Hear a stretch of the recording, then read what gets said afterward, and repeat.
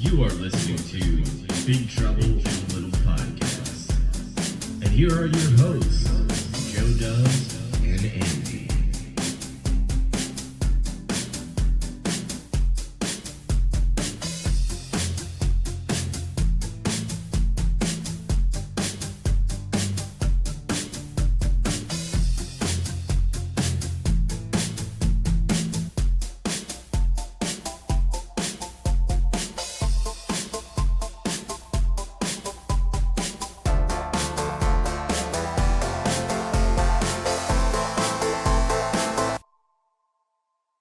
There, peeps, and welcome to the final movie, Resident Evil. This is Big Trouble Little Podcast, episode 79. I am Joe Dubs. I'm Andy. I'm Zach. There he is. And welcome. Yeah, so get ready for this movie because I sure have a lot of things to say about this. But before we get into this... I have two. Don't bother. Yeah. Sorry. Keep going. It's going to go down that road because... Whoo. But anyway, guys, what the hell have you been watching? Andy, let's start with you. I finally got a company like refinishes anime and releases it in the United States. And they do Kickstarters for it. I finally got Gunsmith Cats. It's just a 3-episode OVA. I watched all of that as soon as it turned up. The series is really cool and I like it. And the illustration is like really specific on the guns and the cars. I don't know, I just like it. I got a weird hair up my ass and decided to watch An American Tail. Have you guys seen that since you were a kid? No. I only saw it once, but yeah. It's like a really good movie. Like I was kind of surprised because I remember seeing it as a kid, and there's a lot that happens in that movie that I like didn't fully understand, and now I do. Like there's like child slavery and like murder and all kinds of stuff in that movie. But I started watching the TV show The Good Place. It's really funny. It's just a half-hour comedy. I think it's from the people who made Parks and Rec as well as some other stuff. So it's pretty funny. But most importantly, I didn't watch Brick and Looper like I said I was going to, but I did find time to watch Brick. It was it's what made Rian Johnson famous, sort of. It's came out in 2005. It's hard to describe. It's basically a noir movie, but it takes place in a high school. The main guy is what's that guy's name? Joseph Gordon-Levitt. Yeah, he's the head guy, and he's trying to solve the mystery of his ex-girlfriend's disappearance.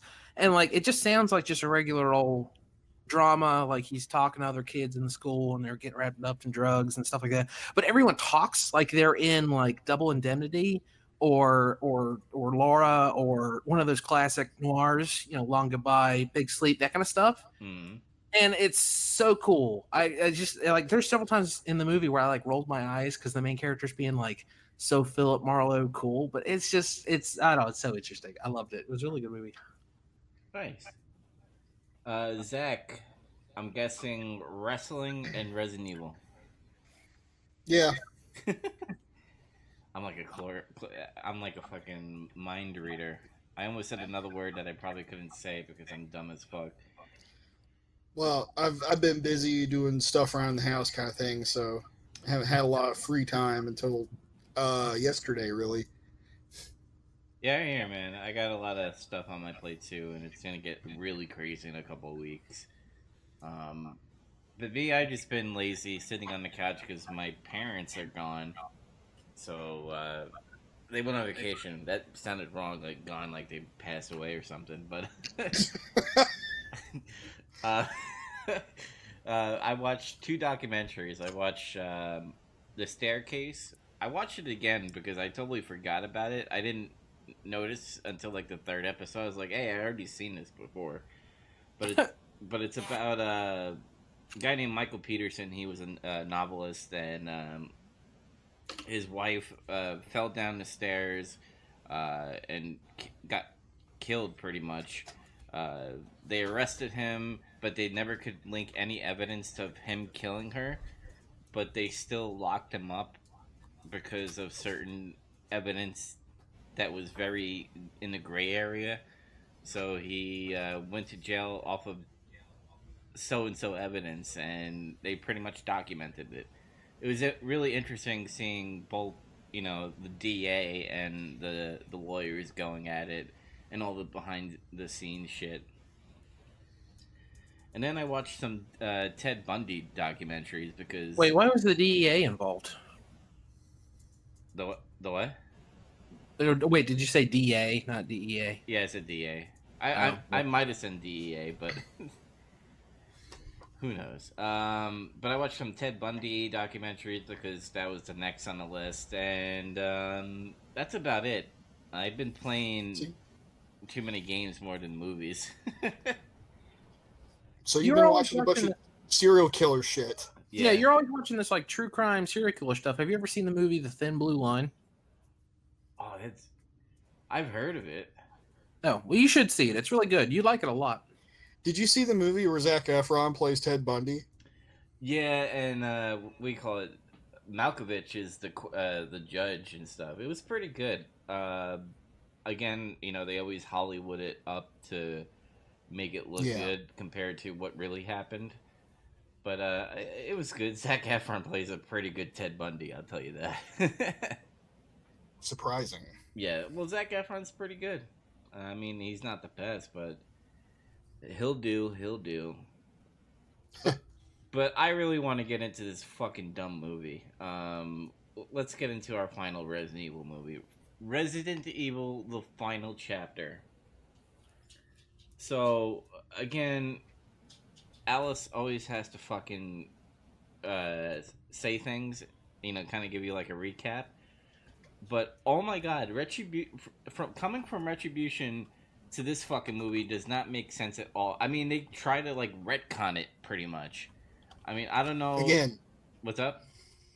I said, yeah. Again, they try to retcon everything. Yeah, every single one of these movies wants to ignore the movies that came before it. They never do anything they set up. They never like there's that stupid throwaway line where they're like, "You thought he gave you your powers back, but he didn't." Why? Why would he have bothered to do that then? That's ridiculous. Mm-hmm. To lull her to a false sense of security, thinking she was fucking powerful again, so she could kill herself or something. They're like, I don't know. By the way, the end of the last movie was a trap. It wasn't for realsies.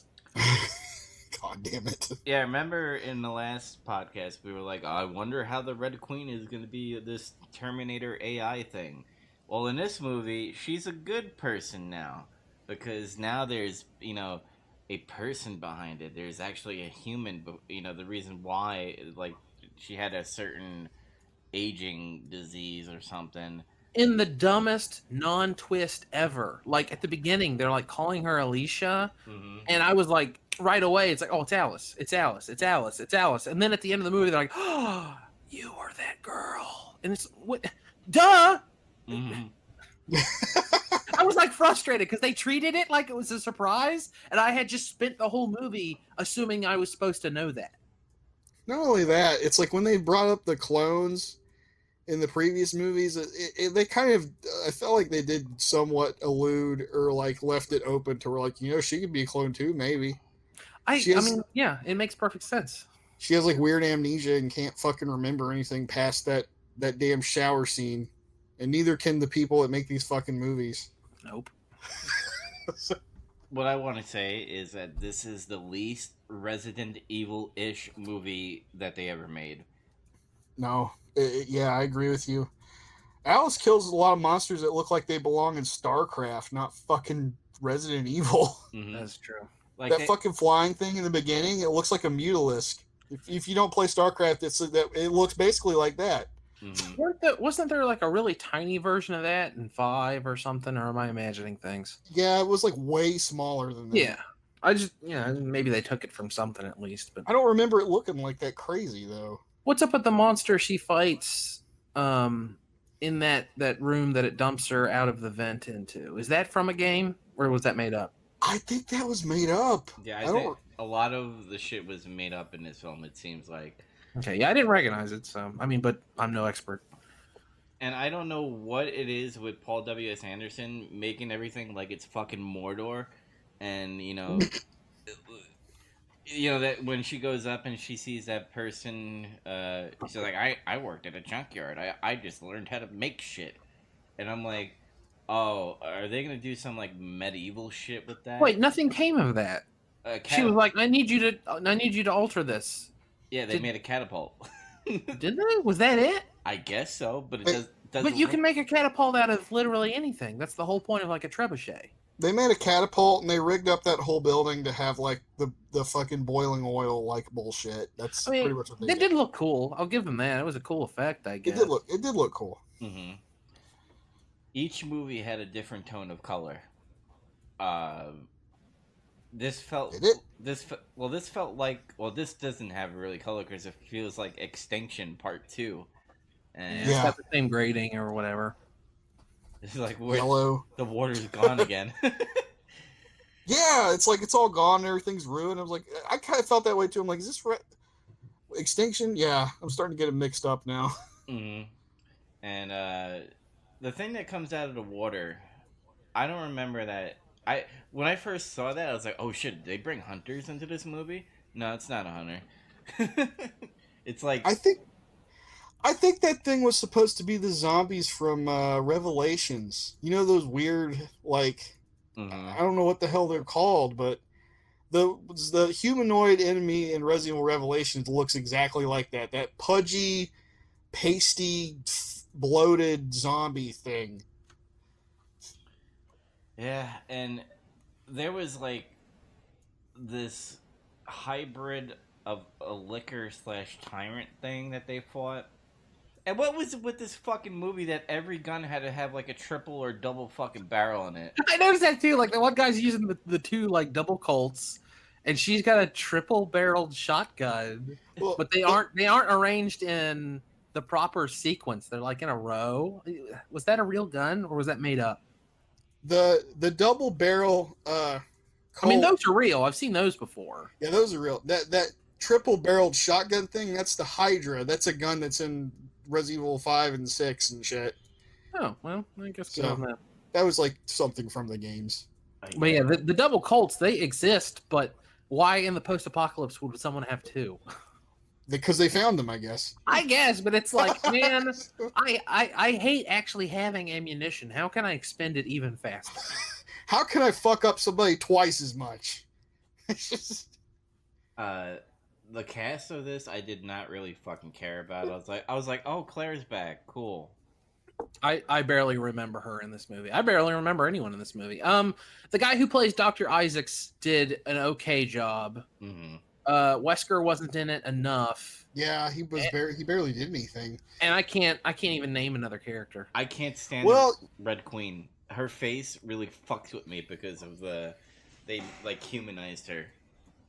Because of the story, obviously. You know, they get to that spot where like there's like all the survivors and Claire's there, and it's like they don't tell you anybody's fucking name except the doc guy. Mm-hmm. Like that's it. Like the rest of them is just black guy and black British guy, I should say. It was really clear that what they did was they wrote Alice getting into the hive, and they wrote all the traps, and they said, okay, well, we wrote 5 traps, so she needs to bring 5 people with her so they can each die in a trap. Yeah. That's it. That's all those characters were. They didn't contribute to Alice's story in any meaningful way. They didn't like say anything interesting. There wasn't any world building to be done. They were just bodies that could get sucked into a giant fan. That's it.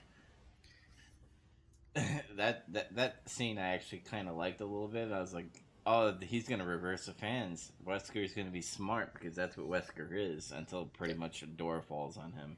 And then he turned it off. He turned the fan off. Why? Because he just wanted them to know he could kill them whenever he wanted. Because he's an egomaniac like that. That actually checks out. Like they talk about the powers like going on and off, but man, it goes on and off at just the perfect time. Like, I want to go back real quick because we're kind of jumping all over the place. Mm-hmm. You know how in the beginning they again rewrite a bunch of like Resident Evil history, and you know Dr. Marcus is like a totally different character now. Yeah. Yeah, wasn't he in the second movie? Yeah, it was a different one. Actually, no, that was in Ashford, which is they changed. Oh, Ashford. That's right. Okay. I kept thinking that in this movie. It's like, did they just like retcon that whole character from the second movie? The Ashfords are from Code Veronica, and they were a founding member of like the Umbrella Corporation, and then Marcus is another one, and he's like the kind of the main antagonist in Resident Evil Zero. Mm-hmm. It's like really we did a fucking video about that, but he's totally different. And then they incorporate the girl that Alice is a clone of into that backstory. It's weird. She's like, I don't like any of this. I'm always the dissenting opinion. Yet here she is going along with like their weird arc thing where she's in cryo sleep so she can be part of the new world.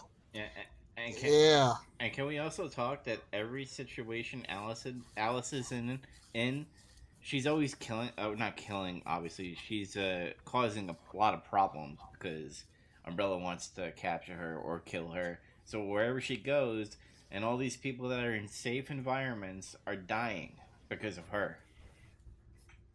Because in this movie, Yeah. she leads the herd with the Dr. Isaac and their stupid little fucking tanks that they have. Yeah. Extinction was another. They were flying as a convoy. Obviously, they were losing gas and stuff, but ever since she showed up, that's when they started launching all the powerful zombies and stuff. But everywhere she goes, she's just fucking shit up. But according to this movie, conveniently, all of mankind was going to cease existing at a specific time. Can we talk about how that's the dumbest, stupidest, also, I'll say dumbest again, ticking clock element you've ever seen in a movie? Mm-hmm. It's pretty bad. I hate that because she's just like, at this time, all life on the planet will cease to exist. And it's like, how do you know that? How did you figure that out? Did you read the script or like what's that on the screen right beside you? Is that the what's script? that on that computer monitor? Is that the script? Are you reading the script? But it's how I know it's supposed to be like, oh, we used computers to calculate it. I'm using satellites, and this is the exact moment when mankind would not be able to hold out any longer. I can't wrap my mind around that. It's too stupid. I don't understand. Like so they're like they're gonna lose the fight. That's the last moment. Because if so, that means when she finally like quits screwing around and uses the antivirus, because like she stands there for a minute and doesn't and like lets Isaac sneak up on her so that he can catch it and they can do that weird dramatic thing. So if that's the case, then when she used it, there would be like 3 human beings left on the planet. Yeah, because she fucked around too long. She screwed around too long. So catharsis.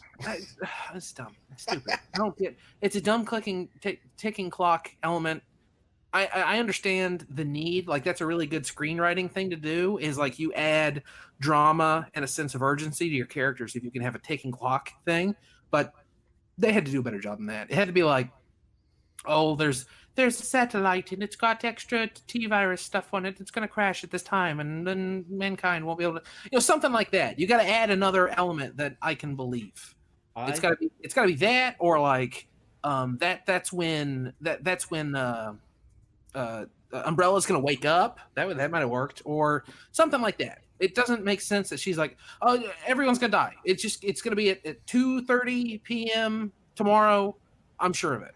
I think it's highly retarded that they made the Red Queen human just so that they could fucking do this dumb bullshit. It's like, oh, you're Alice, and then obviously you see the older Alice and stuff, and I'm like, it's really dumb. The Trinity of bitches. I was gonna say that. Yeah, that was a really hacky line.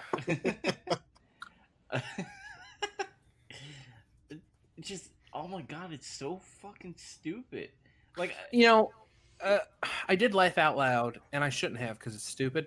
But I did laugh out loud when she was like, "I control half this company." He was like, "Well, I don't fucking care," and she's like, "Wesker, you're fired." And then the door chops his fucking. I did laugh. I was like, "All right, it's pretty fucking funny." Like, hey, at that point, a big like that's a bitch way to kill Wesker. Like, he should have had like a big triumphant fight, but he got a laugh out of me. It was pretty funny. At that point in the movie, a few pretty funny things happened, like within a span of a few minutes of each other. Mm-hmm. Like there was that scene where, like, the real Dr. Isaacs, spoiler, the real Dr. Isaacs was in a cryo sleep, and all those other weirdo ones were clones the whole time. Even the one that turns into a monster in the third movie, the weird religious zealot one up at the APC. He's fun. He's fun. And then there's another one, but then anyway. She's like thinking about how to murder him and like all the like different ways she can murder him. And then he's like, none of those are going to work. And it shows from his perspective how he would like fucking totally stop her from murdering him. Yeah, that part's strange. It's like really funny because it shows all the probabilities and how he counters her. And then right at the end when it's done, and He just kills like her, fucking stabs him. Yeah. the final kill, he's like drinking a scotch or some shit, all calm and cool. Like, it made me laugh. Yeah, they were all funny, but at the same time, I was just like, coming from Retribution, which obviously I liked it because it was batshit crazy, and I was like, I want to see where they go with this, and because they like to retcon everything, they just throw that shit out the window, and when they change everything where Wesker's now a bad guy, it's like, oh, Wesker, he's just a conniving backstabber. You know him from the video games and stuff, and I'm like, okay, I get that, but why the Red Queen? And I get it because of the storyline with Alice and everything, but Was the Red Queen a popular character? Like, was she really famous? Did they? I mean, like, they act like everyone had a hard on for that "you're all gonna die down here" line because they reuse it like 4 times. Yeah. She uses it in this line or in this movie too, and like, I mean, I wasn't following these movies when they came out. I didn't really care then. I don't care now. But was that really famous or something? Was that like "I'll be back" for Resident Evil fans or? it's very iconic. But I wouldn't go as far to be like, man, I really want her to be a good guy. I think they would. Oh, go ahead. Sorry. Really quickly, I think what probably happened is Retribution came out, and they probably like, wow, this is fucking stupid as fuck. Like the whole White House and the dragons coming in to fucking take him out. Yeah, that was a really bad ending. That was awful. I feel like, I mean, I always want to say the screenwriter, but they're all Paul W.S. Anderson. Like, he wrote all of these. And again, I still maintain that, he had some buddies help him. He had some ideas. He was taking different drugs, different prescription drugs at different times, maybe. I have no idea. But I always want to say the screenwriter didn't leave them enough to work with or left them in a dumb situation, but it's always him. And you can tell he's not thinking, oh, I'm going to make a 6th movie. I need to have a cool cliffhanger. He just goes, I wonder what would be really cool to put right here. And that's all he thinks. Mm-hmm. He only thinks 2 scenes ahead. That's how he writes, I believe. The only thing I'll say that was pretty constant was Alice. Like, there was always a mystery behind her. And I guess the whole twist of her being that she's owns 50% of fucking Umbrella. And she's Alicia with that fucking girl and everything, but I just didn't care for it. I thought it was fucking stupid. That's all I can keep on saying is that this movie's fucking stupid. They didn't really do enough with it either. It was just like a mind fuck. Like, there's not a moment where she's like using her fingerprint to access a computer because she owns half of Umbrella or anything like that. She doesn't like exploit like, oh, the Red Queen can't hurt me because I work for fucking Umbrella or something like that. They don't do anything with it. It's just like, oh, it was her all along, and that's all they do with it. Mm-hmm. I'm trying to think what was good. I mean, the visuals were great. Obviously, the CGI was a lot better in this film than any other Resident Evil, I think. The visuals were good when you could fucking focus on something and see it clearly what's happening. Yeah, this movie has probably the worst camera work of any of the 6. I fucking hate every fight scene in this movie because I can't tell what the fuck's going on. I hate the way this entire movie looked, the whole runtime. Yeah, it's really dark, and every fight scene is shot both with shaky cam and like cut, and you can't tell what's going on. Everyone would be an establishing shot, and you'd be like, oh, that tank looks really cool. Oh, look, all that gasoline on fire. But most of the fight scenes are just awful. They're awful to look at, boring, and I hated them. I couldn't wait for them to end. The editor can suck a bag of fucking dicks. Yeah. I hate this fucking editor. Who I'm gonna look up his name right now. His name Doobie White. Fuck you. Fucking okay. Doobie or DB? Doobie, like Doobie Brothers. The Doob. But this guy, he doesn't even have like a. You can go to Wikipedia and you can't even click on his name. Apparently, he's fucking nobody. But like even in scenes that weren't fight scenes, there was like all these really fast cuts, and the camera would always shake and shit, and it was just aggravating the piss out of me. Look, you can't have shaky cam and quick cuts.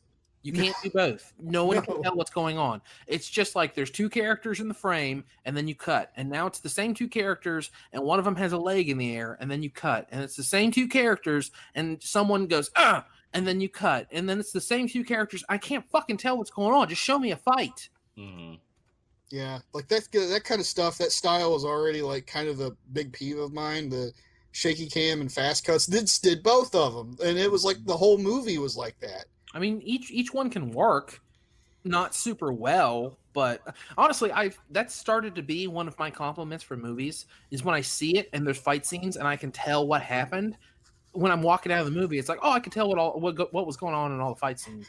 You mean like how people used to film fight scenes? Yeah, Clearly. like two people fought and I could tell what happened. Obviously, they hired like a stunt choreographer. They hired maybe stuntmen or something like that.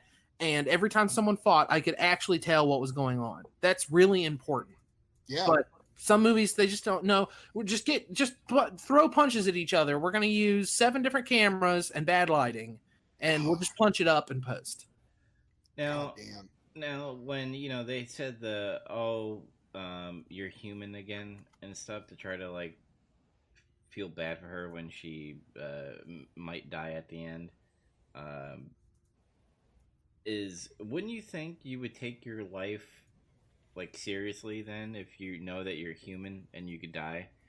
And I feel like Alice never goes through that because she does all this weird stunts, and you would think she would have appreciation for her life, but she doesn't at all.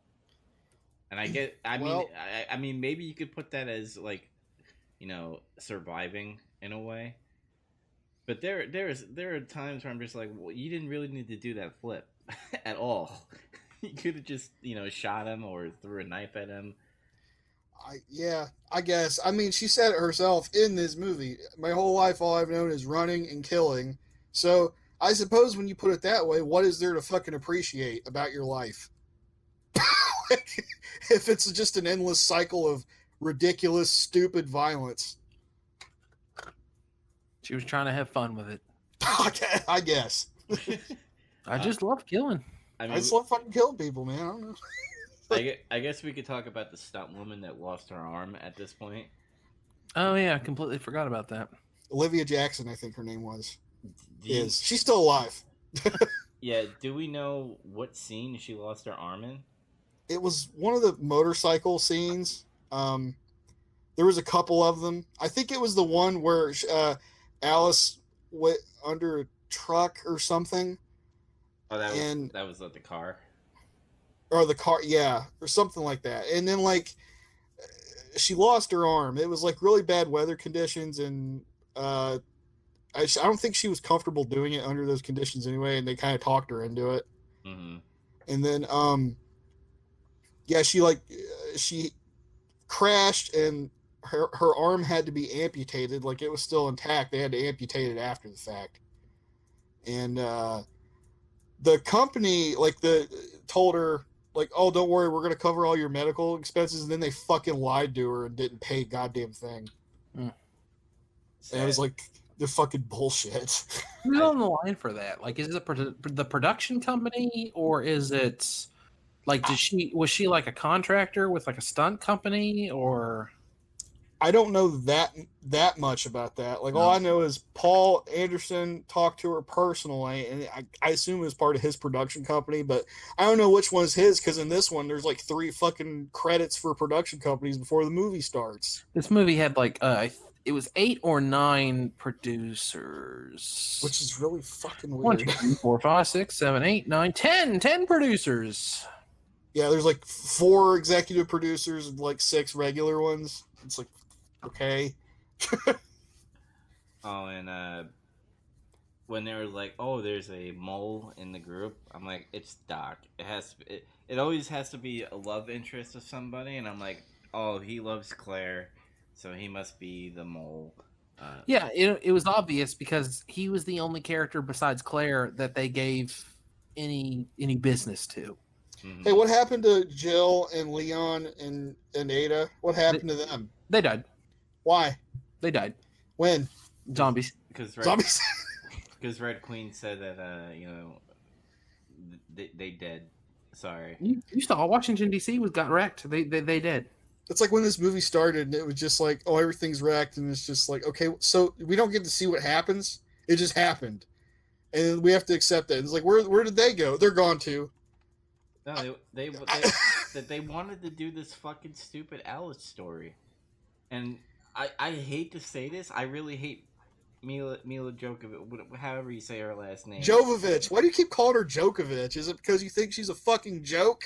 Yes.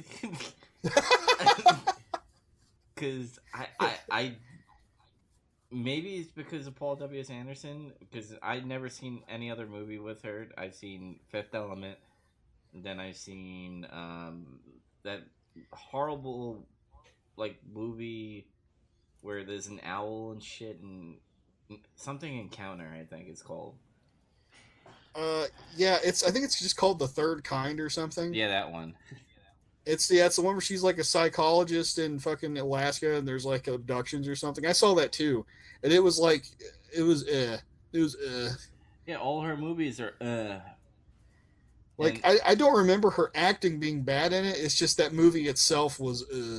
Well, she always does this stupid like whispering ASMR fucking acting, where she's just like, I need to kill the Red Queen, or I need to kill Wesker, because I'm a badass. I've talked about it on more than one episode, but I can't stand the fact that her like resting face is where her mouth is just barely open and you can see her top teeth.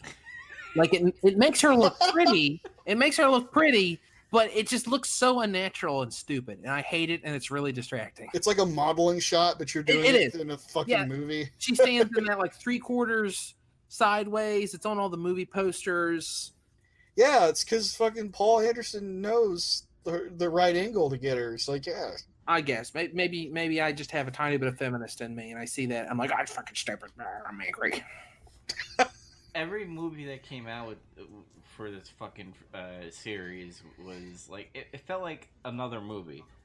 Armageddon, I guess. Armageddon. Oh my god. Apocalypse. It had a very cyberpunk feel to it a little bit, on how like the it was very noir. It was dark. It was dark. Yeah. The first movie was That's how you know it's good. My stool is dark. Like, Extinction had a very Mad Max feel. I felt very Terminator Salvation in this movie, on how how it looked. Kinda, yeah. I agree with that. Sure. I've said like every episode that they clearly just wanted to make another movie every time, and they should have just done that. Yeah, it would have probably been a lot fucking better that way. Yeah. But because they had to have Alice in there, they had to show, her end story. Like, I didn't give a fuck about what happened to her at the end. I was like, oh, wow. You own your own umbrella. That's cool.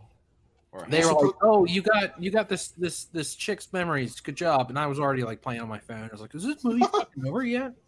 I almost fell asleep. I like how Claire just sat there awkwardly while that was going on. And it's like when it zooms out and it's like kind of it pans out and it shows her like taking in all the memories and shit. It looks like Claire's just kind of sitting there looking at nothing. She's like, because she is. Yet? Are you done yet? Well, real quick, as a quick interesting aside, I was already on the IMDb page because I was looking at how many producers there were, and right beneath it was that editor, old Doobie White. And I clicked on him to see what else he's done. He was the editor on Polar. Do you remember that Mads Mikkelsen Netflix movie we watched? It was super forgettable, and you probably already forgot about it, where he's an assassin. Yeah. Oh man, I was gonna watch that movie. Is it bad? We did an episode on it, so I don't know. Listen to it, I guess. You hack. But he edited that. He also edited Gamer and Jonah Hex and some other shit. So He a bunch of edited, shitty movies. Soundgarden music video too. Oh. Well, fuck Doobie. I don't care. Sorry, Doobster. You get a thumbs down. At least there was like no less clothing of Alice in this one, even though I would like to see it, but at least they didn't force it in this one. She didn't wake up wearing a handkerchief this time. Or a tissue no paper. gratuitous nudity. Yeah. I'm sick and tired of seeing Umbrella have underground fucking laboratories and layers and shit in I this mean, this movie. is the same one to their benefit. It looked different, by the way. Yeah, It was a subsection. It was the real fucking executives area of the hive. I hate to give this movie any credit, but like I said, I kind of like the guy who played Dr. Isaacs. I also liked the idea of having that fight scene in that stupid hallway that they love to jerk off all over. Oh, the Yeah, fucking the laser The hallway. laser hallway, they Yeah. use it in several movies, and I was every like, this- movie, all of And them. but this time they were like having a fight in it, and I thought it was an interesting way to jazz that up. Like I kind of liked that a little bit. And then like a grenade explodes, and it just like barely wounds him. And I was like, what kind of grenade was that? That was pathetic. Was that like one of those firecrackers? Or I mean, real grenades don't fucking explode like how they do in video games and shit. They're actually kind of fucking weak. I know it, but I still feel like it should have murdered him. It did murder. He died. No, he came up and then he caught the stupid thing. Did he? Wait, I thought he died there. Well, that's- No, then she like takes too long to use the stupid No, no, antivirus, and no, she's that's- like dropping it, and he catches it, and then the other one comes up, and he's like, "What? No, I'm the real one," and then he stabs him to death, and then he dies. No, that was a different Isaacs. There was like 2 other Isaacs outside. See, this is the clone. The clone shit is dumb. There was like apparently there was another one in a whole other APC that was going there or something. Oh, I was under the impression that was the one she had just fought. Because remember, it shows it from his point of view, and it's like rebooting.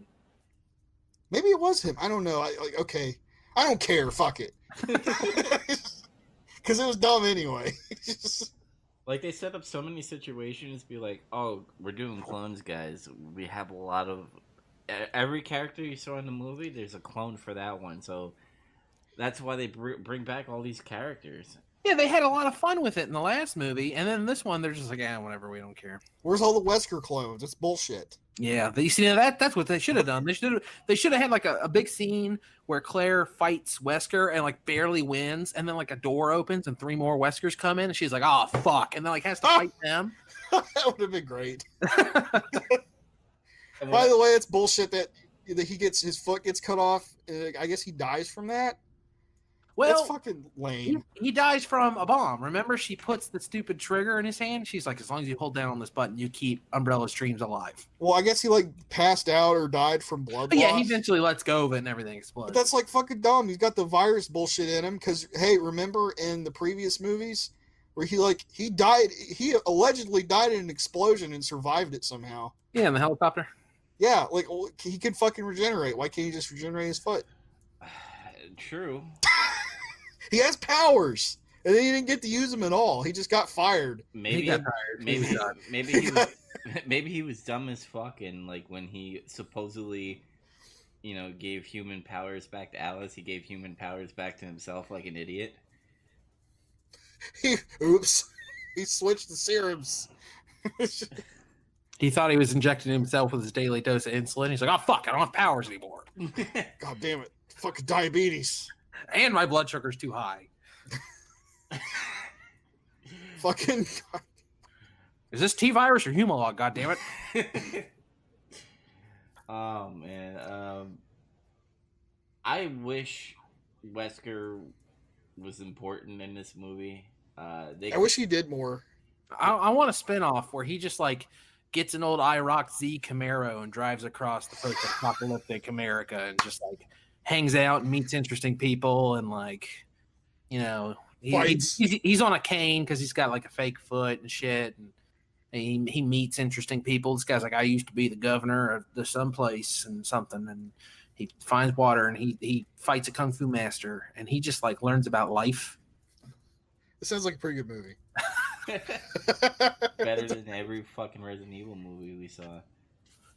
It would be funny, like, to have Wesker in like certain situations where he's at a restaurant and they're like, here we have like 4 raviolis with like meat sauce, and just zoom in on his face, and he's like, you should have brought more. Just like He's like, I need more syrup for my pancakes. I need total Saturation. Non-sexual breathing. All right, well, we did it. We wrote a better Resident Evil movie. It was really easy. No, Like he's driving around and like he runs into like Chris or something, and they like have a little adventure. And like, I don't trust you, and then at the end they have to like work together to save the orphanage or some shit. I don't know. And then Chris stabs him in the back. Chris! Yeah! Gotta have that. In your face, fucking Paul W.S. Anderson. We're way better than you. All right, that Hangover guy's done directing Joker, right? We can get him to direct this. Yeah. I have a headache with this movie. I highly don't recommend this movie to anybody. Oh, this movie sucks. This movie pissed me off. I almost fell asleep 10 times. I sat there thinking, I just got Dragon Quest for the Switch, and it was like in the room, and I kept looking at it and being like, I could be fucking playing Dragon Quest, but I gotta watch this fucking piece of shit for that stupid podcast with those idiots I don't even like. Well, damn. Some of that was supposed to remain eternal. Are you gonna watch Monster Hunter by Paul W.S. Anderson with Fuck Mila you. Jovovich in it? Fuck Oh, the same editor. The same editor, old Doobie, he's doing that. He's working with Paul W.S. Anderson. Oh my God, you won't be able to watch it. It's gonna be like Monster and Monster Hunter, and it's gonna be like jerk. I don't know what's. Rathalos is dead. Okay, I guess that's the fight. I don't know. Just get confused and I give up. That's the pattern of this movie. I almost fell asleep a couple times too. Actually, I was like kind of hard for me to stay awake a few times. Yeah, because they take everything that is good. Like, I would have... Like, the scene where she's, driving away from that fucking dragon thing. It would be great to have another liquor, like, a big liquor chaser down the thing. I didn't really care for this flying stupid shit. Yeah. Oh, I'm looking at the videos right now, and I'm just like, I hate it because now I see the quick cuts and stuff, and it's really annoying me. Also, I've never, like Zach astutely pointed out, that grenade was like realistic. Like grenades don't exactly explode like Fireball, but in that scene she uses a claymore. Claymores don't explode in fireballs either. That was stupid. That doesn't make any sense. No, claymores just shoot a bunch of bullshit at you, and you get fucked and you die pretty much. Yeah. Doesn't look cool though. No, it doesn't. All movie explosions have to have gasoline in them. Hey, computers explode in movies too. They just explode. Remember in Die Hard, your computers are exploding? Yeah, that's right. I'm looking at these tanks right now that was used, and you guys remember Metal Gear Solid 4? Yeah. It reminds me of, like, Drebin's shit. Yeah. I see you. The APCs. This movie reminds me a lot of Metal Gear Solid 4 in some weird ways, like how there's all this hackneyed, shoved a bunch of shit in from the old shit in there, and then they have like a fight. Huge disappointment, and it was a disappointment. Better, and it came after better stuff. Except in the case of Metal Gear, that means something. And they had a fight, a goofy fight somewhere like that. It was contrived, but it was like kind of cool at the same time. So I'm guessing we all don't recommend this, right? Correct? Fuck no. I like this one the least out of all of them. And you know what's funny is going into this one, I didn't remember anything about it at all. I only remembered like little flashes of the story, which was like, oh, it turns out Alice is a clone of the fucking woman that's on the damn executive council, whatever. She's on the board. And watching it again, I was like, oh my God, I think I like blocked it out of my memory because it pissed me off so much.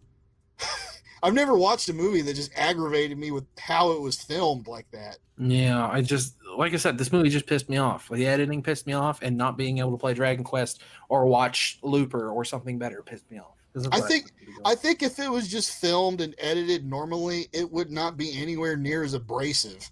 Yeah, I didn't put it in last place just because there's still some fun story stuff. I still think like Dr. Isaacs was fun in this movie, and in the third movie, he's such a non-character. They were like when they brought him back in this movie, I was like, why'd they bring back that character? He was boring and stupid and useless. But hey, he's kind of fun. I like the fact that the one's a religious zealot, and I like how over the top he is with like how he's gonna stop her and then drink scotch.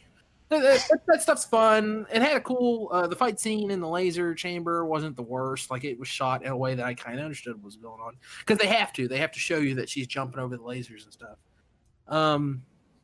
The CG is the most forgivable in this movie of all of them. Mm-hmm.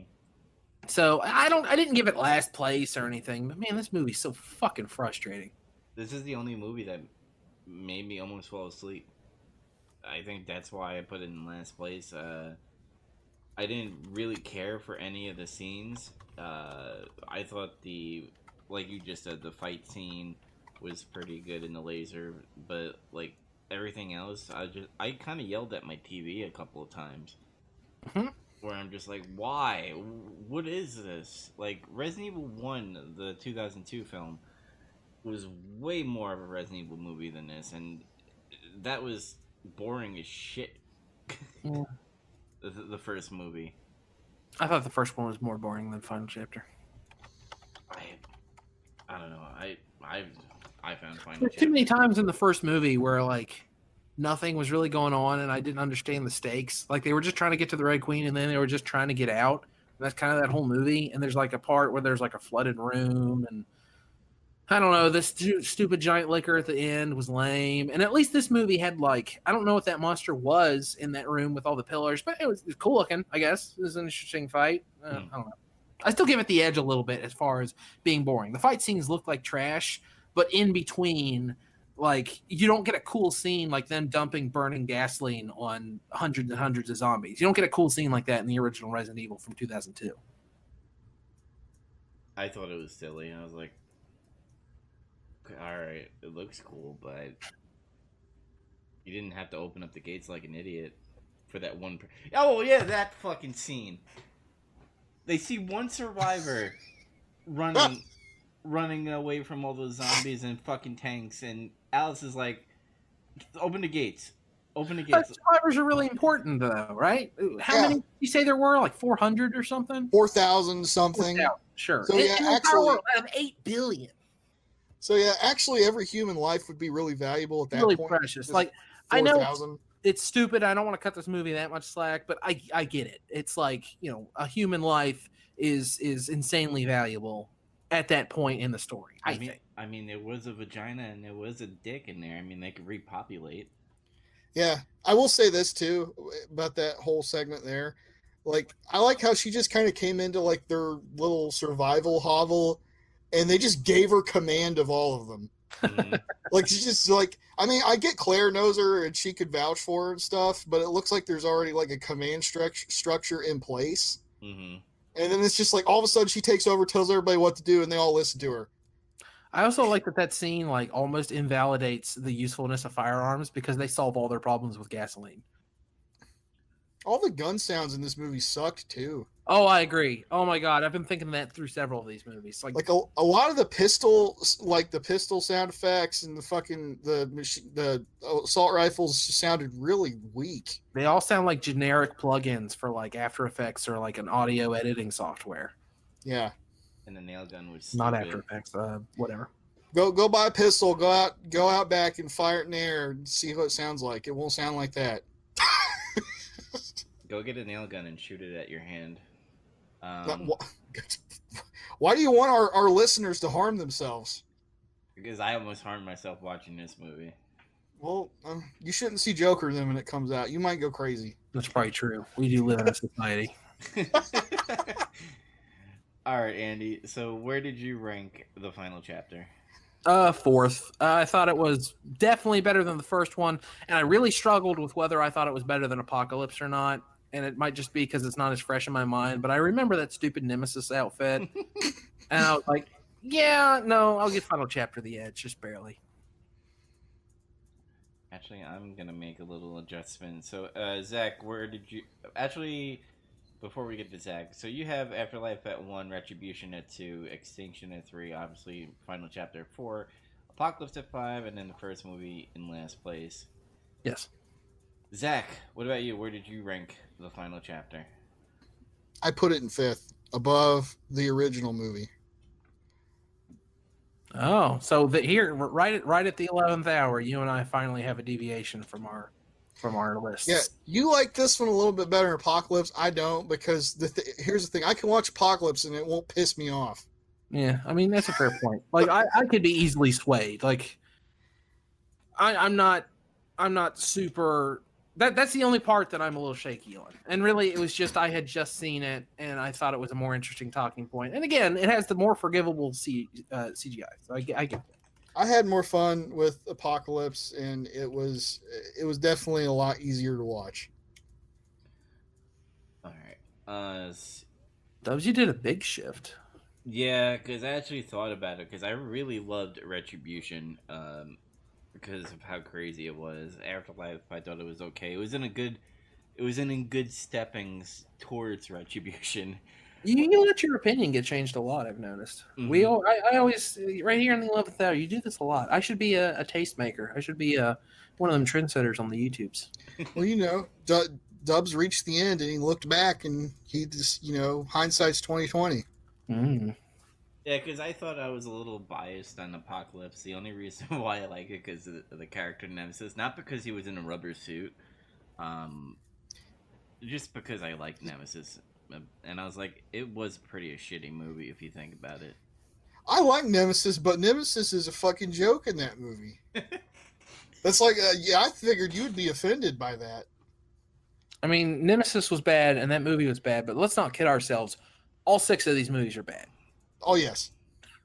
Yeah, come to think of it, but Afterlife and Retribution, like, it started getting in a good footing, but not enough to be like, oh my god, it's amazing. I mean, I guess like if it was on FXX and I had a few beers, yeah, I could probably sit through Afterlife or Retribution again. If one of my friends was like, I've never seen it, I really want to watch it. I listened to Big Trouble and I thought, oh, it sounds fun. We should watch it together. I'd be like, yeah, you know what? Fine, let's watch it. But I'm never, for the rest of my life, going to sit down and watch any of these movies ever again for any other reason. Oh, me either. Honestly, your time is better spent watching hundreds of other movies. I don't recommend any of these flatly. If you have to watch one, watch Afterlife or Retribution. I think Afterlife is the better of the two, but Retribution is more fun. So if you're just going to get like smashed and watch one, watch Retribution. If you're going to pay a little bit of attention, watch Afterlife. But otherwise, avoid all these movies. Watch anything else. Well, I was kind of excited to see where who was going to go. Like, Wesker's a good guy, Red Queen's a bad person now, and then they just said, fuck that shit, it's dumb. Let me rewrite it. And I got disappointed because I wanted to see... They did that every movie. I know, but I was hoping because Afterlife and then Retribution that maybe they would continue Retribution. And then there would be a reason why Alice is fighting off the Red Queen, but no, they had to do some gay shit with, like, her being a Red Queen and 50% of fucking Umbrella. But anyway, I put the final chapter at number 6 because I enjoyed the first Resident Evil more than the final chapter. That's just my opinion. Alright, before we end this episode, do we have any news to talk about? Because we did talk about Joker a lot last episode. Yeah, there's not much else to say about that. It's coming out Friday, I think. Mm-hmm. Yeah, well, Thursday night technically, I guess, but oh yeah, the way they do movies now, you can't actually have a midnight. That's too much fun. Oh, it's at 7. I've ranted about that on the show before, so I'm not going to do it now. I'm on record saying I don't think a midnight release should be at 7 p.m. I feel like a midnight release, being the first person to see a movie, is something you should have to earn. You shouldn't have to go to midnight. I agree with you. Did you guys hear about the Chris Cornell documentary Brad Pitt is going to produce? No. Yeah. I don't know if it's... I just heard about this like an hour or so ago before we were getting ready to record. I don't know if it's supposed to be like a movie kind of documentary, kind of like something like Bohemian Rhapsody or whatever, or if it's supposed to be like a legitimate doc, but we'll see.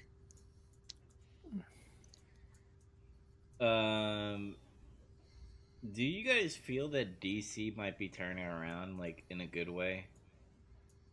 Because Marvel doesn't have. I mean, they have things in the planning and stuff, but nothing that has Robert Downey Jr.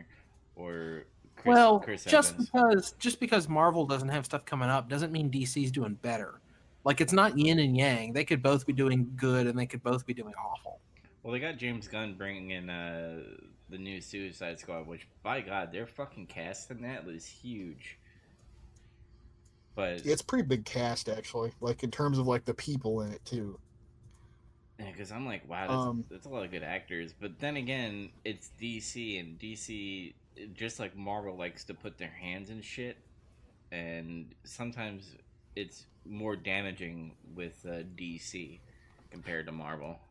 I hope that they shoot it to be really dark, but then a movie comes out that reminds them that people like jokes, and then they do a bunch of hasty reshoots and fix it. you mean like that Justice League movie? I mean, like Suicide Squad. I mean, man, that sounds way too cynical of me, and I don't mean to be like that, but I don't. They're just movies by committee, and they're so soulless. And like I said, I watched Shazam and I liked it, and I haven't seen Wonder Woman yet, but from what I understand, it's decent. And DC has a lot of stuff coming up that people are excited about, and good for them. You know, be excited about movies, but don't Did you confuse these comic book movies for like art or anything like that. did you see did you see Aquaman? Oh no, I forgot about Aquaman. That one was pretty good too. It's a little long. I think it's a little too long for its own good, but I thought it was pretty good. Yeah, I mean, I'd watch it if someone was like, "I got Aquaman, you want to watch it?" I'd be like, "Yeah, give me that." Oh, did you guys mention about WB just saying to reporters, "Nah, bitch, you can't come to our viewing of Joker"? Yeah, I don't blame them either. That shit's getting out of hand. Yeah, because of all the incel thing and all that crap, and about their People are wanting to like fucking cause like this weird hysteria, and there's like this bullshit where they were saying like the military somewhere is on high alert for incels. Fucking saying that out loud is like ridiculous. I guarantee that there are lots of writers who have like pre-written their thoughts about Joker, either on paper or in their head, before they've even seen it, based on that kind of stuff. Yeah. Like it's, I don't know. Just see the goddamn movie. Quit doing this bullshit. It's not fair. You guys want to hear a conspiracy theory that's going around? That Okay. Stanley Kubrick shot the moon landing. I've heard that one. Besides that, it involves the Joker movie. Apparently, Disney is paying these journalists to do these stories to kind of bring down the Joker in some way, and because of the whole Spider-Man, which, by the way, that it's pretty interesting what's going on with Spider-Man as well. Oh yeah, that's worth talking about, I guess. But yeah, Spider-Man is back. Yeah, for one more. For some reason, I never like doubted it. But would you think Disney would do that why would you do DC hasn't been on a roll as Marvel or Star Wars in any way. Why would they want to hurt something like the Joker? I think that if you believe that they are doing that, and honestly, if you do, I'm not going to debate you. I think it's possible. That sounds pretty reasonable. But if you believe that, then guess what? They're doing that for everything else too. I don't think it would be just this movie. I think that there is all kinds of propaganda and anti-propaganda from studios based around Cornerstone products like this all the time. Didn't we bring that up last episode though? We were talking about people's reactions to George Lucas and stuff changing, and like how they view the previous 3 movies and stuff, and how there was stuff about like Disney was like, hey, you know, put some good press out. Like, yeah, I mean, it's a fact. Disney has bloggers, YouTubers in their pocket. That's 100% a fact. They've done that kind of thing before, so it's really not out of the realm of possibility. There was famously some guy was like pissed off that they didn't invite him to go to the what's the Star Wars area of Disney? Galaxy's Edge or whatever. Galaxy's Edge. He didn't get invited to that, and he was all like bitching about it on his show. Collider. And he more or less like said that. Like he'd been pimping all this Disney stuff that he didn't even necessarily care for just because he wanted to get stuff from Disney. Oh. Yeah, that's total slimeball move. You're a disreputable and unethical garbage man. Yeah, let's bring that up for a second, and we could dive into like people that do video games. When people get review copies or get invited to All right, let's not get into this Gamergate shit. no, but like they get like review copies or you get invited to like previews and stuff. they're Yeah, they're like they're always going to be positive. They're never going to be negative or at least constructive criticism in any part because they want to get invited to more of these things. So Yeah, and not just that. I feel like being given free stuff and getting to go to a press event colors your opinion. Like I've gone to like, conventions and stuff, and I've always looked more favorably on stuff that like, oh, I got to look at that. I got to play that first. They gave me some free merchandise for this. And then when I see it in the store, like it draws my attention because I got that free thing when I was at Wizard World or something like that. And it's real minor, but it still obviously exists. hmm because you see it a lot in gaming where you're in this EA club thing that they have for like YouTubers, and if you say one thing that is negative, like, oh, I didn't like this gun or I didn't like this certain part because they could have done this in the game, and the next day you don't see yourself in the program anymore because they don't want that press, and it's stupid as hell. And you can't really trust any YouTubers or people that go to movies and play these video games because they're not telling the truth because they want the free shit. It's dumb. the hobbyist press in relation to the hobby has become a little too incestuous. hmm You can't trust anybody anymore. You literally have to watch a lot of people to like filter out the bullshit until you get a person that actually does things. Like I watch ACG review guy because he actually buys the games and stuff and actually reviews it. But and then there's also another guy named Chris Stuckerman who does movie reviews on YouTube. Yeah, I've seen a few of his videos. Mm-hmm. Um, But I had to go through a lot of shit in order to find those people. yeah, I just kind of stumbled upon him. But it's retarded. It's like nothing. Everybody's fake. That's what I'm gonna go with. They're fake. Except for us, when we judge movies, it's based on merit, and we're all super thorough and ethical and handsome. Well, I kind of want to go back. Hey, I kind of want to go back. Sorry for cutting you off, Zach, but I kind of want to go back and search YouTube to see people reviewing Resident Evil and what they said when it first came out. And see oh my god, and see if they were biased. We're like, oh, this is pretty cool. Oh, I love it. Oh my gosh, it's the best movie I've ever seen. What's hyperbole mean? Zach, hyperbole. What were you gonna say, Zach? I was just gonna fucking do a gag, but I guess I could still do it. It's just like what the fuck do I have to gain from all this? I'm not in this to get fucking internet famous to make a bunch of money because I don't fucking care. This shit's my unvarnished, untouched opinion by me. That's all it is. And I'll tell you my fucking opinion. Don't you ask anybody. Yeah. Nothing else in the news, by the way. Apparently, Dwayne Johnson and Vin Diesel are not mad at each other anymore. Kevin Smith announces Clerks 3 with original cast.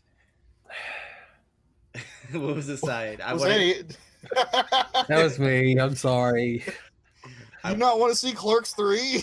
No, it's man. Do we have to talk about Kevin Smith? Yeah. I should have just muted myself. No, Andy, I want to hear you talk about Kevin Smith now. Man, I respect Kevin Smith so fucking much. Like he almost ruined his life to make Clerks. Like he was like taking out a bunch of like loans or credit cards or something, like double mortgaged his house. Or I can't remember the exact story, but it's something along those lines. And Clerks is a great movie. I'd venture to say it could be a masterpiece. Like I love Clerks. Mm-hmm. And Dogma's great, and Jay and Silent Bob Strike Back is great. Mallrats is great. Chasing Amy's pretty good, but like as his career has gone on, I keep like cringing a little bit and going, "Oh, that's what you're doing?" And once he got away from like big studio things, it helped a lot because he did Tusk and Yoga Hosers, and I respect those a lot more. But like Clerks 2 was like just so soulless. I didn't like Clerks 2 very much, and I'm afraid Clerks 3 is going to be more the same. I feel like Kevin Smith's kind of become a shill in his old age. Yeah, I mean he's got like a show on AMC about comic books, and it does really seem like he's like, look at me, I'm in pop culture now. I like to wear hockey jerseys and be in every nerd, all nerds like me. And I'm not saying I hate the guy. I'm not trying to be like a Kevin Smith hipster or anything. Like I said, I respect him a lot, and he's made a lot of movies that I love, capital L. But it's just when I hear he's making a sequel to one of his movies, I'm always like, oh, man, really? You know what? Works. You know what Kevin Smith did? He What? Metallica'd. He Metallica'd. That's what There you. That's a great way to put it. It's It's exactly not a what word, happened. but I get what you're saying. It does. It's not going to be pretty, but that's the only thing I can think of. Is comparison I can make is like it's like Metallica. Metallica did a bunch of awesome shit, and then they sold out. Yeah, it's like, you know, I don't like Metallica's new stuff, but I still respect them in the same way because of what they did. But how are I you? watched Some Kind of Monster, and it was like, man, this is bizarre, but yeah, I still respect them, and I'll listen to some of that good old fashioned thrash metal Metallica from back in the day any day. Yes. But how are you gonna do Clerks 3 in this culture? Like, if I remember correctly, in Clerks 2, I think it was Randy or something. He kept on talking about porch monkeys. Randall. Randall. Yeah, like, how are you gonna make Clerks 3 that is not gonna be edgy in any possible way? I mean, he probably won't. Kevin Smith is like, he's pretty left. I mean, I don't know if he's SJW or anything like that, but I don't know. I think he can still be funny. I think he's got it in him. I'll try to be optimistic just because he has made great movies in the past, but I think it's been a little bit since he made like a masterpiece. I don't think he's like, he has the Askew-universe. Is that what it's called? The place where all of his movies originally took place, and all that stuff was pretty good. But I don't know. I don't know if he's the auteur that most nerds think he is. But since sometimes he usually, like, when he runs out of ideas, like, the thing he goes to is like, oh, gotta go back to the Jay and Silent Bob universe in some way or fashion. Who knows? But I like his stand up stuff a lot. It's not even really stand up. It's just him talking to like a bunch of college students. I love his podcasts. I think his podcasts are great. So we agree. We like him. It's just, in my opinion, oh come on, Kevin Smith, don't make Clerks 3. Do something new. But then again, I say that for everything, so whatever. I guess it's the only way we'll get more Jason Mewes anyway. There is no other news besides like J.J. Abrams saying, "Yeah, Kylo Ren fixed his mask." Who cares? We fucking saw that in the trailer. Yeah, What that the was in the fuck? trailer. I don't care. Why are people bringing this shit up like 3 weeks for the fucking 2 months after the trailer? I saw a bunch of clickbaity bullshit on Facebook today about they revealed why the Emperor's in the new movie. Every Star Wars fan has to read this. And whenever it has a clickbaity thing like that, I never click it on principle. But I'm sure it's the same kind of bullshit. I'm sure it's really stupid. I'm just gonna see the movie in December. Okay, leave me alone. Did you guys know that Kylo Ren used to have a mask and he welds it back together? Do you know what that means? That means he's conflicted.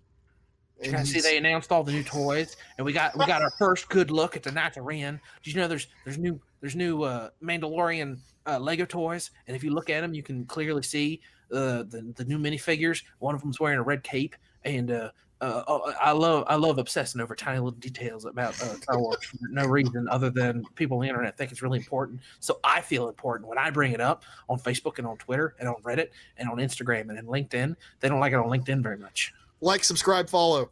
Like, subscribe, and follow me. Share me with your friends and your grandmothers. To send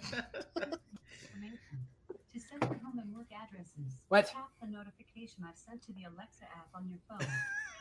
Alexa thinks I was talking to her. What a bitch. Alright. On that note, I think we'll end this episode. Next episode, we will be doing the great debate, which is not really a great debate of Resident Evil. I kind of just want to get through it. Does that need to have its own episode? I think we could blast it out right now. I thought we said we were just going to do it within this episode because we agreed we probably aren't going to talk about it that much. I know I'm doing a hardcore backpedal because last week I jumped all over you about wanting to do both things in one episode. But as far as the big debate and the next reveal goes, I really don't think we can get a full episode out of it unless we'd have saved the news, which we didn't do. So here we are.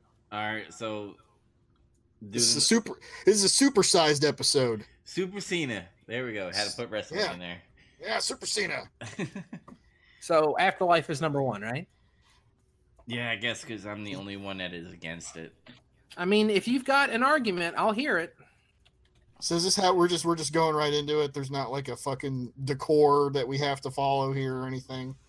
No, because now since we have three people, you and Andy have Afterlife at number one. I really don't have a good argument. I just like that it was wacky as fuck, and it got me interested on why Wesker was good and why Red Queen is back, and kind of wish that they made a second Retribution, like a continuous story of that, but every movie was different. Well, we can agree that Retribution is second then, because you have it as number one, and Zach and I have it as number two. So yeah, I like it too. So now it's Extinction versus Apocalypse. It seems like.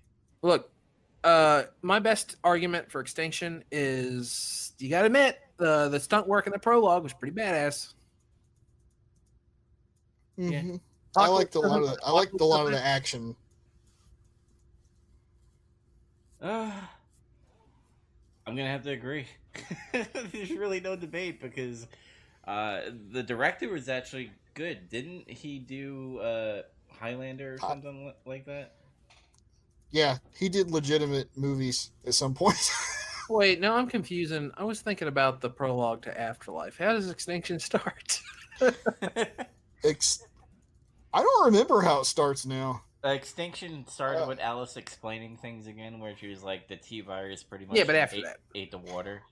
I think she was just riding around in the desert scavenging and shit, and then like these weird, crazy apocalypse people captured right. her. They tried to lock her down where they were with those dogs. That part was actually kind of stupid. But I don't know. You still got that cool sniper guy I like. There's some decent stunt work in it.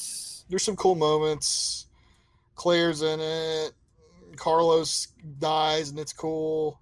And the floor is open, I guess. Yeah. Mm-hmm. I'm gonna have to. What's your argument? My argument is Apocalypse is dumb, so I agree with you guys. Extinction number 3. All right. I fucking hate these movies. So, what are we putting at number 4? Because I've got the final chapter, but you guys both have it lower than I do. So I don't know if I'm going to win that fight. It's starting to look like Apocalypse. Dubs has got it at 3. Zach's got it at 4. I think the most Resident Evil movie I would have to say is Apocalypse compared to the first movie. That is a fact. That is an undisputed fact. Yeah, no, that makes a lot of sense. Like, I'll give it the edge based solely on that, if nothing else. And honestly, so we can put that at 4. That's Apocalypse. Mm-hmm. Number 5, man, all right, Dubs, I'm ready to hear your argument, but I really think that the final chapter is better than the first movie. Again, it comes down to theme of a Resident Evil movie, and it's far superior in that genre of being a Resident Evil movie. Which one did you have more fun watching? Oh, God, fuck you. Stop making sense. Final chapter, I did have fun when I was awake. Ouch. Zach, what do you think?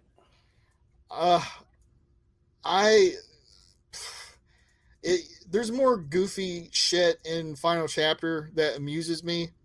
Yeah. Whereas the first Resident Evil movie is so fucking dull. Yeah. Just in comparison to all of these, it's so boring. For me, that's the most memorable thing about the first movie is gray and black and corridors. Wearing gray and black and doing nothing. In the laser hallway, and you're all going to die down here. That's the whole fucking movie. It's there is something to be said, and we've brought this up for Planet of the Apes and Star Trek. There's something to be said for the first movie. It started it all. It was the movie. You know, without Resident Evil, the final chapter, Apocalypse, Extinction, Retribution, and Afterlife wouldn't exist. Yeah, because So you wouldn't have the fascination about the Red Queen, because the Red Queen was in Resident Evil 1 where it's like, you're gonna die down here. And they had to overuse that in some way. What were they in the final chapter? Was all about getting the antivirus, where a small vial, apparently when you throw it on the ground, it spread it through the whole earth in like a day or something. Rats. There was no really like every movie had some type of escape, right? Correct, if I'm correcting about that. Like, Yeah, there's always a close call with something almost explodes, or I almost explode, or it's an action movie. I mean, that's fine. yeah, because Apocalypse, they had to get away from Raccoon because a nuke was coming. Resident Evil 2, they had to get away because the Red Queen was pretty much murdering everybody in the hive, so they had to escape that. Extinction, they had to get to Alaska. yeah, they had to get to Alaska because that's where, people were not infected. Afterlife, they got to get out of the prison. Yep. Retribution, they got to get out of the base. Yep. And then the final chapter is pretty much get out of the hive again and throw the vial on the ground. Oh my Yeah. What were you typing, Zach? I was trying to keep my thoughts in my head while you guys were talking. That way I wouldn't forget what I was going to say. All right, what were you going to say? I was going to say, so I do have something to put forward about the first movie. Yeah, it's the first movie that started all this and everything. But to me, it also represents the biggest missed opportunity of this whole ordeal. That they did a Resident Evil movie about Resident Evil characters. Yes, they went so far off into the weeds, and they had a ready-made story. They didn't have to go out of their way to do all this bullshit. They could have just translated it to the screen and made a few, tweaks. They'd have to punch it up, sure. Yeah, I'm always the guy that says it doesn't have to be an exact adaptation, but goddamn, they didn't do anything like it. Right. I mean, if anything, the movie set a poor precedent. Like, Star Trek: The Motion Picture set the precedent that, we're going to have fun sci-fi adventures in space, and there's going to be a bunch of movies, and there was already a TV show. Resident Evil set the precedent, fuck those games. We're just going to do zombie action stuff. So, if anything, the first Resident Evil movie is patient zero of how fucked this whole idea is. That's true. I mean, they tried to course correct by adding, Chris, Leon, Claire, Ada, whoever. It's too late. Too late. Yep. I mean, they added Claire in the final chapter, but was she really there? Fuck no. She was just like, look, it's her again. And it's the actress dared to come back. That was it. She signed a contract, and they're like, oh, fuck. Well, I guess she's at the tower and stuff. She shot some zombies and blew up a fucking cage so she could get out. That was like the biggest thing she did. She looked younger than what she looked like in the other movies. Well, maybe she just ages better. So, was that an argument to put the first movie at the bottom? Yeah, I would prefer that it's at the bottom because it's like I said, it's patient zero of how fucked this whole thing is. I mean, I already got it at the bottom as well. I agree. I think it's the most boring, and yeah, that's even more to add fuel on fire. So, final chapter number 5, and then Resident Evil at number 6. All right. So the final list here, guys. Number 1, Afterlife. Number 2, Retribution. Number 3, Extinction. Number 4, Apocalypse. Number 5, Final Chapter. And number 6, the OG 2002 movie. My God, all these fucking names are stupid as shit. Now, are we going to watch the CGI films? No. Come on. No, I'll get on YouTube and watch like a compilation of all the cutscenes from the video games before I delve into that. That's a way better way to spend your time anyway, especially if you're talking about the first game shit. Oh, no, actually, you know what I'll do? I'll watch other fucking movies. There you go. Hey, speaking of which, what am I going to watch in October? We're going to have our first annual, what are we calling it? Flicks or Treat? flick treat tricker hollow film Spookmas. spook time Spookmas. spooky movie watch. Big Trouble in Little Podcast official spooky movie watch trick or treat Halloween bangarang. 3000. Electric Boogaloo. So we are all three of us And are Knuckles. Knuckles. all three of us are gonna pick a movie and we're gonna watch it, and I think we'll rank it 2 out of 3. So, Zach picked Videodrome for By David Cronenberg. mhm. Andy picked Night of the Comet, and I picked George Romero's The Crazies. They're all old flicks, and I believe some of them are on streaming sites. So Videodrome and The Crazies are on Amazon. Night of the Comet is on Tubi. Videodrome you might have to actually rent if you have the Criterion channel. I think they added it this month. Don't quote me on that, but I'm pretty sure it's coming. But what we'll be watching next week is Videodrome. So remember to watch the movie. Come back here. Go get your Betamax out of the shed. Hook that sucker up. You're gonna need it for Videodrome. Yep. So, hang on a second. Did you the movies you guys picked? Have you seen them before? No, I haven't seen The Crazies. Okay, so you've seen none of these movies then? Correct. Okay, so you're like me. I've seen none of these movies either, even the one that I picked. I fucked up. I've seen Night of the Comet. Well, that doesn't matter. I was just trying to use that as an angle of intrigue. Like, I've seen none of these movies. I'm in virgin territory. But yeah, these are the movies and Videodrome. We're gonna watch it, come back here, and talk about it. Hopefully, we'll have a better talk instead of just shitting on all the movies like we did in Resident Evil. So maybe we'll have. I'd say this is probably a surefire bet that this is all going to go way better. Cool. Yeah. Because I don't want to watch Resident Evil movies ever again.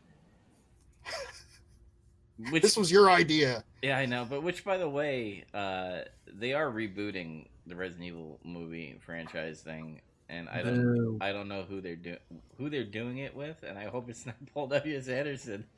No, actually, I'm always like, I'm like, oh, Resident Evil movies, they suck, boo. And then I'm also like, they're rebooting stuff, boo.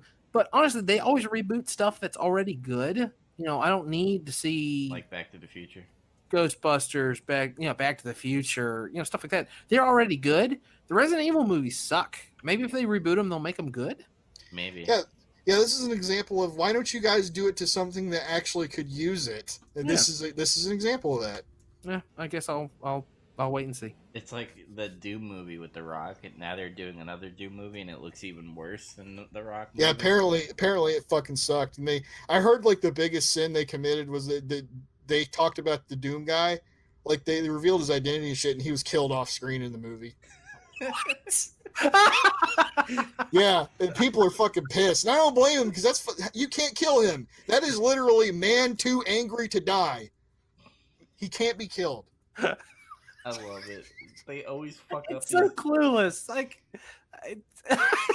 just so stupid. Oh, I love it. It's fucking awful. All right. Well, until next time, everybody. Have a good night. See you later. Thanks for Fuck listening. off.